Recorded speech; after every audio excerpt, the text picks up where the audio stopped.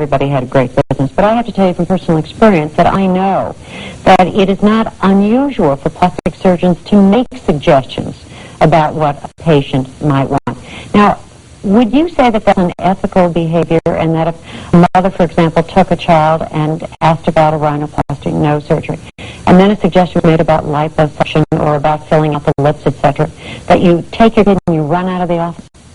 Well, Sonia, certain suggestions would be appropriate and certain suggestions would not be appropriate. For instance, if the teenager was requesting a rhinoplasty, but the main problem was a chin that was actually quite weak, then to suggest a chin implant at the time of the rhinoplasty would be an appropriate suggestion.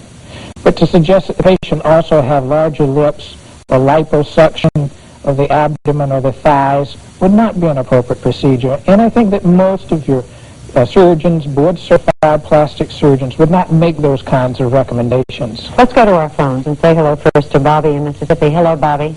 Yes, ma'am. I think that we deal with people with low self-esteem, and well,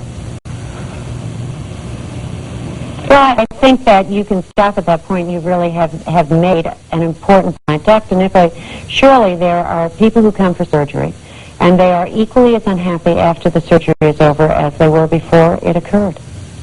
And that's why I think you have to be very, very, very selective with your patients.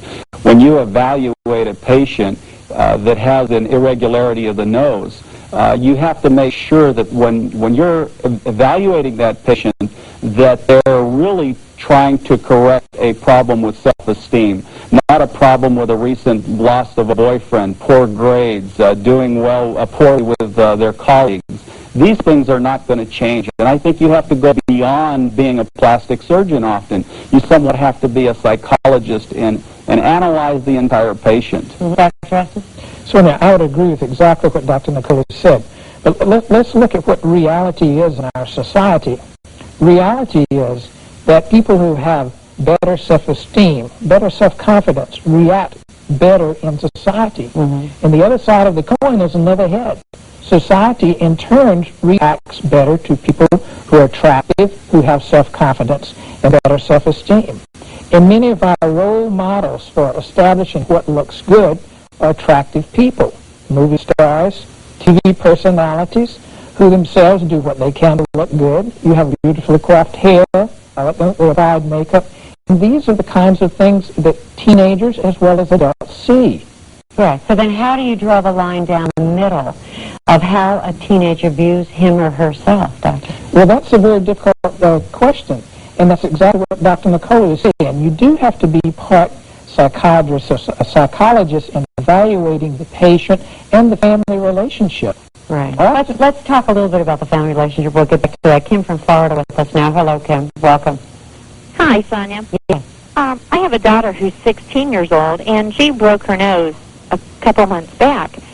Her nose turned into like your basic Paul Parrot nose, and it really bothered her a lot. We consulted a plastic surgeon, and he agreed, but he only agreed because she was having trouble breathing out of her nose.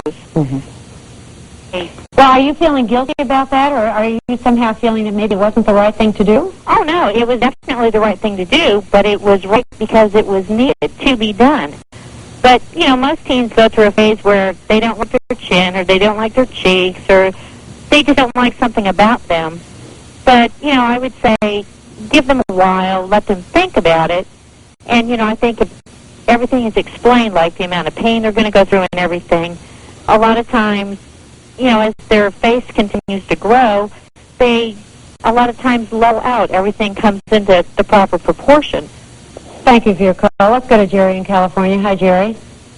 Hi, I'm from Los Angeles, and I come from the land of beauty over here, and I'll tell you, there are so many fake breasts in L.A., it's like no big deal now anymore. I would like to see these doctors call for a moratorium. They're not in it just for the money. To call for a moratorium on plastic surgery on children under 18.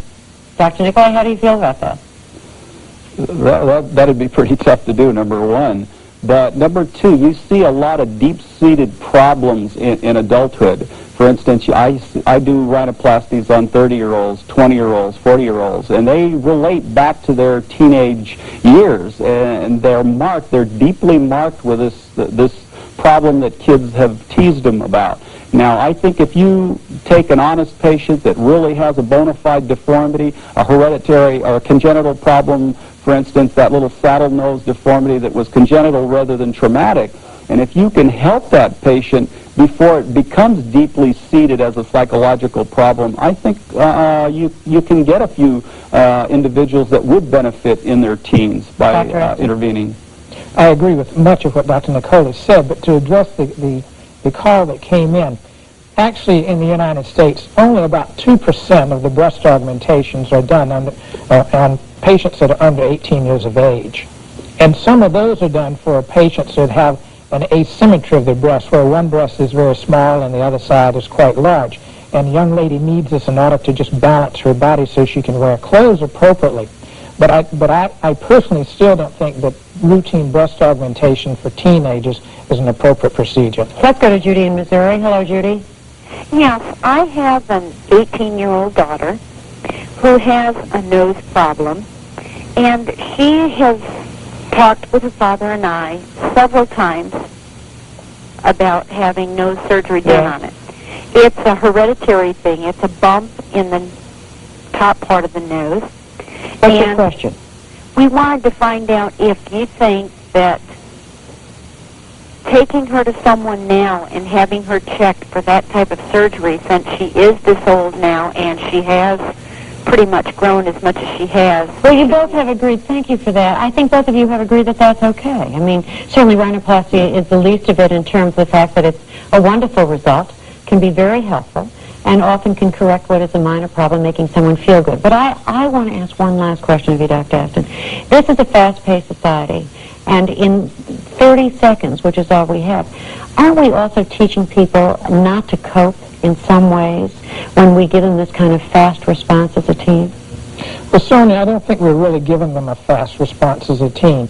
They're going through a phase in their life that they have a problem that they'd like to have taken care of, just as they have their teeth straightened, just as they see an orthodontist. And if we're talking about the rhinoplasty or otoplasty, the procedures that I would think are acceptable, then I think we're helping them through that time in their life and on into adulthood with very good self-esteem.